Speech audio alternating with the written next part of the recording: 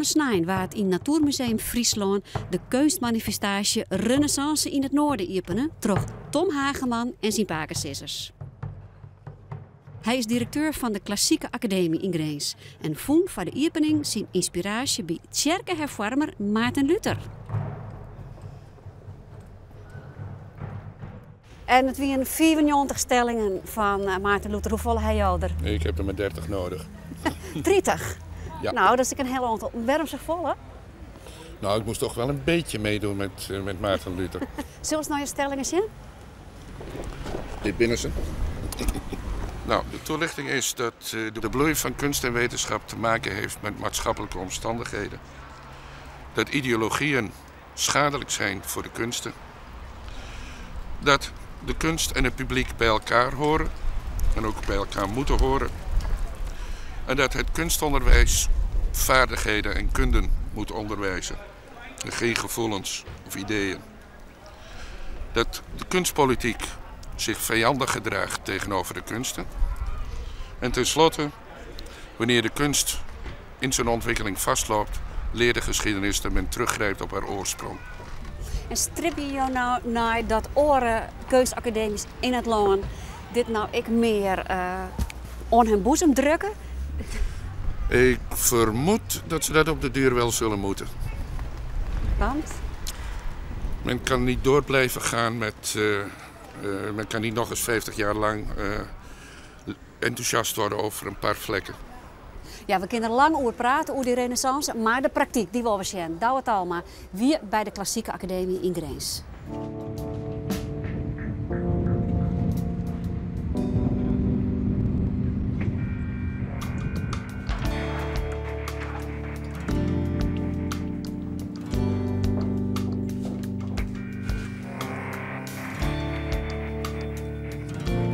We zijn hier in het praktijklokaal van de academie. Hier worden dus lessen gegeven in schilderen en tekenen en wat dan niet. Model of stilleven. On het wit is Erik Bos, docent en coördinator bij de Klassieke Academie in Grains. Het is een particuliere kunstopleiding die hem taspitst op techniek en vakmanschap in de schilder- en de beeldhouwkunst. De opleiding bestaat nu 4 jaar en wil de studenten graag het vak leren. Maar wat verstaan ze daar nou onder? Dat je echt leert tekenen, dat je leert wat kunst is. Dat je met perspectief bezighoudt, met anatomie, met compositie, met kleur, met stofuitdrukking. Al die dingen die nodig zijn als je een vakman, kunstenaar wil zijn.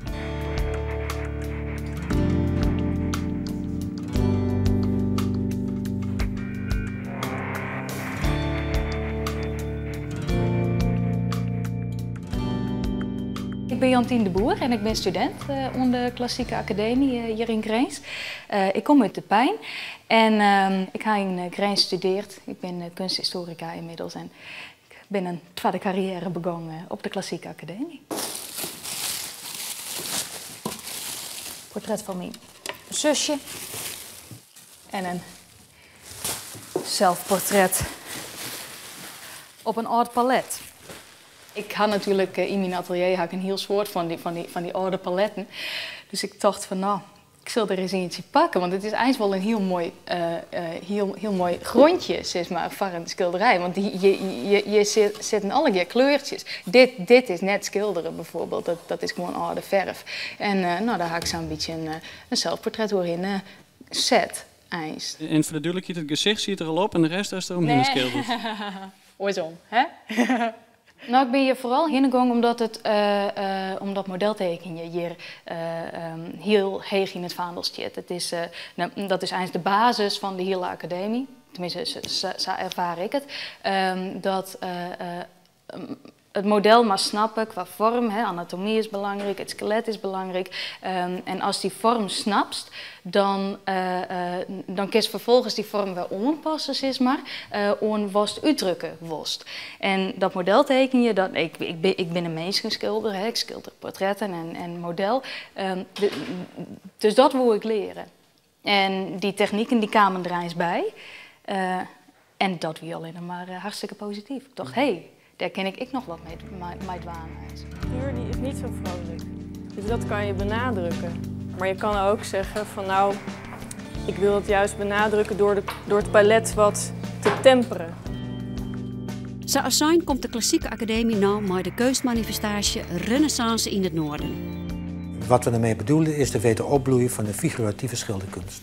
En lange tijd is hier in Nederland en ook in het Noorden is het modernisme is eigenlijk alles bepalend geweest.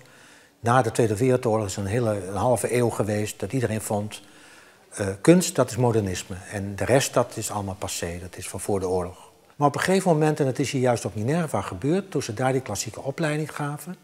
Dat was de enige opleiding op een gegeven moment nog in Nederland waar je het klassieke vak leerde. Daar ontstond een groep studenten die later weer docent werden.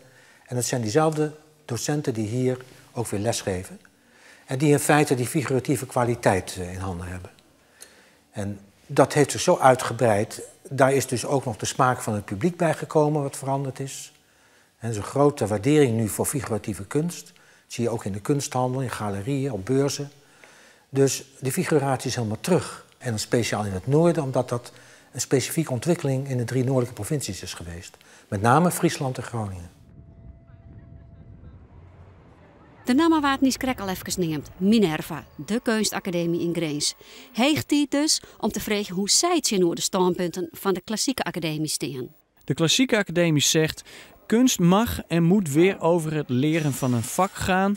Het begrip kwaliteit mag en moet weer terug in de kunst. Wat vindt u daarvan? Ja, dat kom ik toch uit dat ook binnen andere academies nooit weg is geweest, dat begrip. Vakmanschap heeft altijd een belangrijke rol gespeeld. En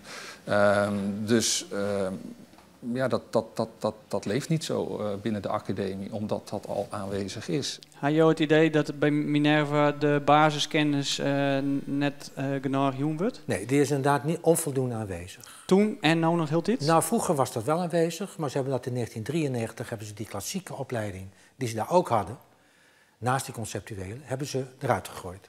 Net zoals alle opleidingen in Nederland hoor, alle kunstvakopleidingen. Het is dus iets wat de studenten bij jullie op de Minerva Academie ook gewoon kunnen leren? Natuurlijk, ja. Nou goed, dat is in iedere werkplaats waar je komt en ook in de lessen waar je zou komen om te filmen of om vragen te stellen, dat het op hetzelfde neerkomt, dat er altijd een vertrekpunt is vanuit een bepaald vakmanschap, een bepaalde traditie. En dat uiteindelijk altijd, en dat is misschien het verschil, dat uiteindelijk die techniek en media gedragen worden door inhoudelijke keuzes en conceptuele keuzes. En dus het gaat niet alleen om iets nabootsen of iets imiteren. Nee, het gaat uiteindelijk ook om hoe je iets weet te verbeelden.